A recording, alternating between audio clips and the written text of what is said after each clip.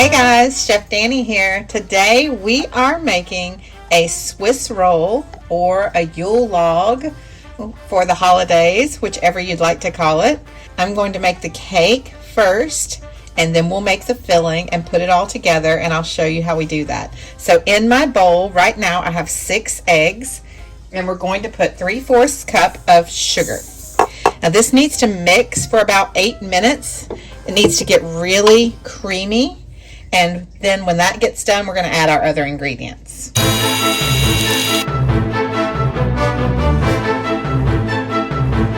Once our cream has thickened up in our mixer, we're going to lower the mixer, and you can see how thick it is. Now we're ready to fold in the other ingredients. But before we fold them in, we're going to sift them into our bowl and then gently fold them in. Our next ingredients that we're going to add are going to be our dry ingredients. I have cocoa, I have flour, I have cornstarch, and I have melted butter. Now melted butter is not a dry ingredient, but we're going to add it at the very end. But what I'm going to do is add these dry ingredients together, and we're going to put them in there at the same time. It also calls for a little bit of salt. Since I'm using salted butter, we're going to leave the salt out because there's already salt in the butter. Now I'm going to add this to the sifter and slowly sift a little in at a time and fold it. The sifting helps to get the lumps out and make sure that this is a light cake. We're going for a light cake. We want this to be really nice for our Swiss roll. So we're going to sift all the lumps out and make sure that there are none in there. If there are lumps, you can break them up in your sifter, and that way you don't get them into the cake mix. We're going to do a little at a time and fold it into our batter. So to fold, we don't want to just go in here and stir. We want to make sure that we are gently adding it to the batter. Cut through the center and fold gently. We don't want to break all of the air that we've added to our batter.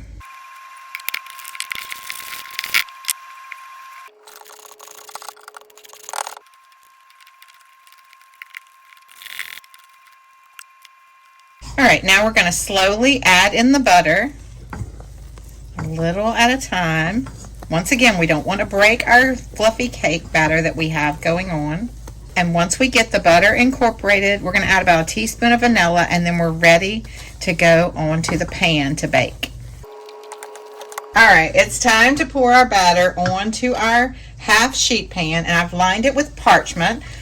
We want to pour it right into the center and make sure we get all of it out of our bowl, and then we'll spread it to the edges. Now we don't want to butter those edges. The fact that they're not buttered is going to help the cake to rise a little bit, but this is a pretty flat cake, so it's not going to rise that much, as you can see from the pan. All right, we got all that out, and we're going to spread it to the edges. We still are trying not to bust all those bubbles that we put in there. That's all the air that's going to help our sponge to raise up for our roll.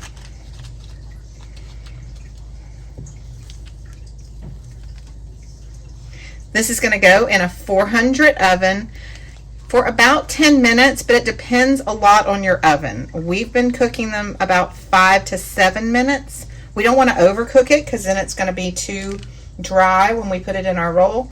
So it's better to slightly undercook it, but we also want to make sure that the cake is done all the way. So we're going to check it about 5 minutes and then we'll go from there, but on average it's been 5 to 7 minutes that we've been leaving them.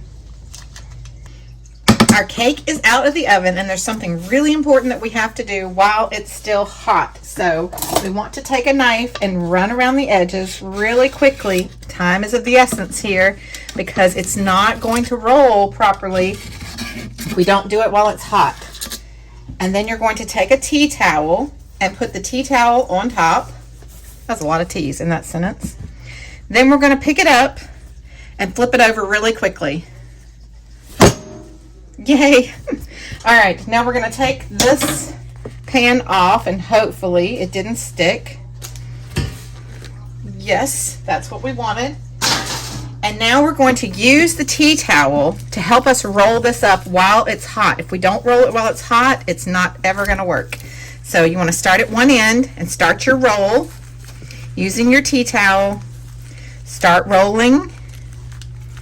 Make your first roll while the cake's warm, and then keep rolling. Leave your parchment paper on there. I'm going to show you what we do with that after, but we want to get this all rolled up.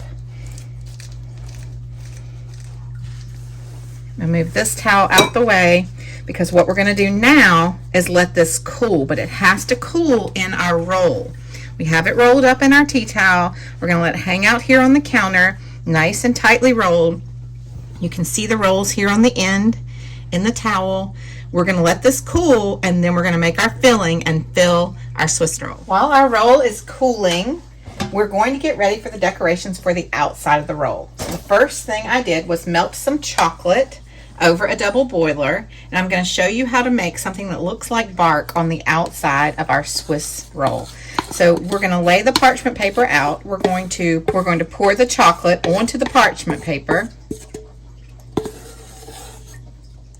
and then we're going to spread it all out in a really thin layer on the parchment. And you want some edges that are jagged, because this is supposed to look like bark when we get it off of here.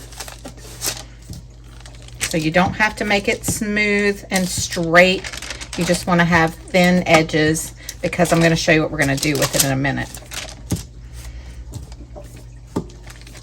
This is a really easy way to make something that looks like bark when you're trying to do the outside of a cake or a Swiss roll. I like to do this also on our Black Forest cake when we make it, and I'll have a video for that soon. All right, once we get it all spread really thin, then we want to roll this up. So start at one edge, and we're going to roll it up, and this is parchment paper that I'm using. We're going to roll it just like this, and then we're going to stick this in a cooler until it hardens up. We don't want to leave it in the cooler overnight because it would sweat, but we can put it in there for just about 10 minutes till it gets hard, and then I'll show you what it looks like when we decorate the outside. Okay, now to make the filling for our Swiss roll. In the bowl, I have heavy whipping cream, and I'm going to add a little over half cup, a heaping half cup of powdered sugar, and we're going to whip this until it is whipped cream.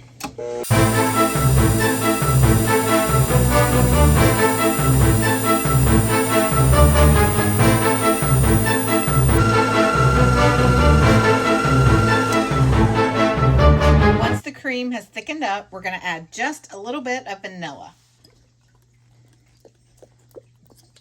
And we're going to blend it one more time. And now we are ready to build our Swiss roll. Okay, it's time finally to unroll our Swiss roll. It has cooled down completely, and you got to make sure it's completely cooled. Now, I didn't cool this in the fridge, just out on the counter. And now we're going to fill it with our filling, and then we're going to roll it back up and put it on a nice plate. So when we're unrolling this is a little bit of a trick. We want to get the tea towel out from under it, and we want to unroll it, and then we've got to take off the paper, remember, that we left, the parchment paper. So it's a little bit of a trick, and it's going to make a mess on the counter. Okay, put the tea towel over here. Let's peel this parchment paper away from our roll. Oh, look how beautiful it came out. We haven't quite finished unrolling it here. Beautiful. Very nice. All right, so this is where we're going to put our cream, and we want to roll from the same side that we rolled from before. So we don't want to roll from opposite ends. All right, I'm going to take the cream and kind of plop it right in the center. A lot of people like the middle of their roll to be a little bit more of the cream than the rest of the roll. I try to get it kind of even, but if there's a little bit more on the very center, I'm okay with that. And now we're going to spread it out to the edges. This needs to be a thin layer, but not too thin. We do want some cream in there. You can fill it with lots of different things. You can put fruit in there, some type of jam if you'd like. You can do a chocolate drizzle on the inside. But I try to keep the inside a little lighter because we're going to have a ganache on the outside that'll be sweet, and we don't want it to be too sweet. So once we've spread it all the way to the edges, now it's time to roll again. And like I said, we're going to start from the same end, and we're going to roll gently because we want to keep this cream in here. You may see little cracks. Sometimes that's okay, especially when you're starting on the first few rolls. We really don't want any giant cracks in the end, but if that happens, we're going to cover that up too. And you want to just keep rolling really gently until you have it all rolled up. And then you want to get your plate that you're going to put it on. And we want to put it right in the center of that plate with the bottom of the roll facing down. And some of that extra cream that's sneaking out, we're going to use it to glue it a little bit. So there's our Swiss roll. You can see the end peeking out there. And also I'll show you this end. There we go. So what I want to do is kind of make it look like a log. So we're going to cut one of the ends off. I like to use a serrated knife to do that part. We're going to saw through it, cut very gently through that end. And we're going to lift that up and put it right on the top. So that's going to look like the edge of our log. And then since that makes the other end kind of uneven, I like to cut it too, and then that's just a little snack for you to try it. Because we want to make it look even on both ends, and we want to have a little extra room on our plate. Now on this side you can see that was the end. That doesn't look as good as this side that was the inside. So now we've made our log. Now it's time to put our ganache on the top of it. So for the ganache, you can see here in this bowl, I'm mixing it up. I did half a cup of heavy cream I heated up, and then I did a whole cup of chocolate chips. Once the cream is heated, then I poured it over the chocolate chips that were just in the bowl. And when you're starting to mix it up, it's going to look like it doesn't go together. But I'm going to trade to a whisk, and that's going to help me get this all together. So we want to use the whisk to get all the rest of our chocolate off of here. And this is just a simple ganache. You can use this to coat any cake, but it's really going to be nice. And once we start really stirring, then it's going to come together a little better, you can see.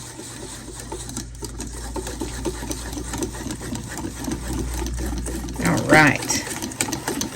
Now we have our ganache to go over our log. And there's lots of different ways that you can decorate the log, but I'm going to show you the trick that we did with the chocolate. All right, I'm going to get a smaller spoon, and I'm going to go ahead and put some of this on the log and let it kind of run down. We're going to spread it all over. We want to try not to get any crumbs in there, but if you do, don't worry. We're covering it with the other chocolate, remember?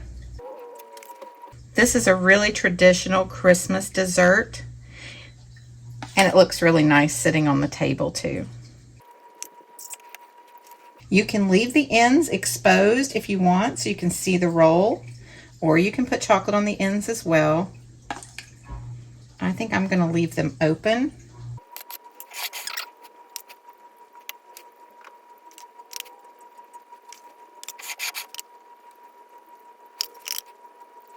Okay, once we have the chocolate on there, now we're ready to put our chocolate bark on the outside and decorate it to truly look like a Christmas log.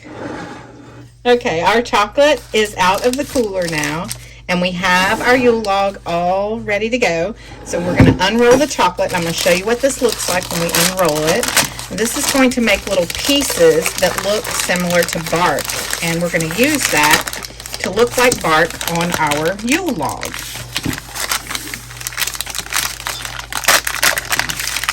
It's okay if it breaks when you're pulling it apart, because we're going to break it anyway, so don't worry about that.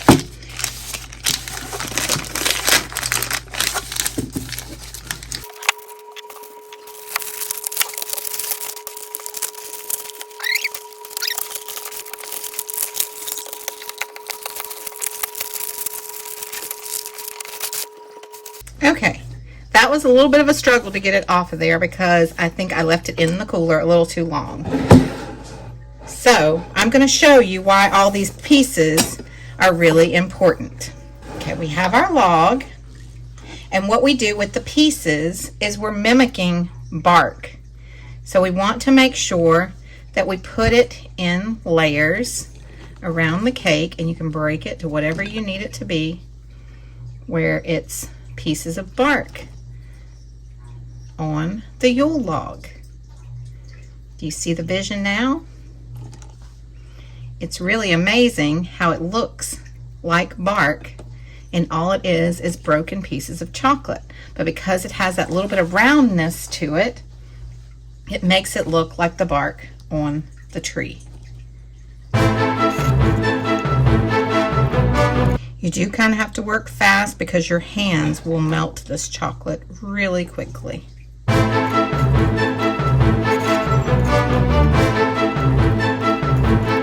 Okay, once we get those pieces on, I'm going to go around this edge right here with some small pieces, because this was our cut piece. Remember, that's where we cut our tree just a little bit. And then we want to kind of make it look like it was a natural tree, and we're going to add a little extra decoration to it. I have white chocolate that we spooned onto a piece of wax paper, and we let it dry. So these are pieces that we just put a dollop of white chocolate on a tray and we just smeared it with a spoon. I'll show you how to do that in a different video, but we're going to stand them up right along here to make it look like something that was growing on the tree.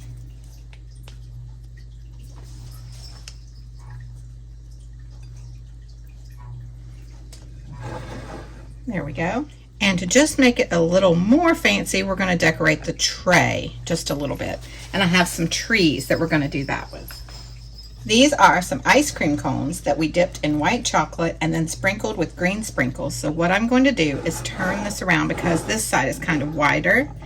And I'm going to add a little bit of chocolate to the bottom, and I'm going to stick it down to the tray. You could do this on any tray. And this is just a little extra. You don't have to do this, clearly.